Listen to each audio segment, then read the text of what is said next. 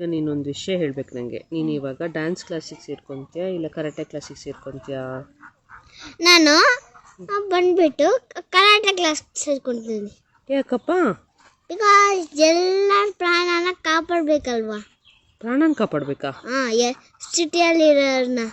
ಓಹೋ, ಅದಕ್ಕೆ ನಾನು ಕರಾಟೆ ಕ್ಲಾಸ್ ಹೋಗ್ತೀನಿ. ಸೊ ಡ್ಯಾನ್ಸ್ ಕಲ್ತ್ರೆ? ಡ್ಯಾನ್ಸ್ ಕಲ್ತ್ರೆ ಏನು ಯೂಸ್ ಇಲ್ಲ. ಸೇವ್ ಮಾಡೋಕ್ಕಾಗಲ್ವಾ? ಸೇವ್ ಮಾಡೋಕ್ಕಾಗಲ್ಲ. ಯಾಕೆ? ಓನ್ಲಿ ಎಂಜಾಯ್ಮೆಂಟಾ?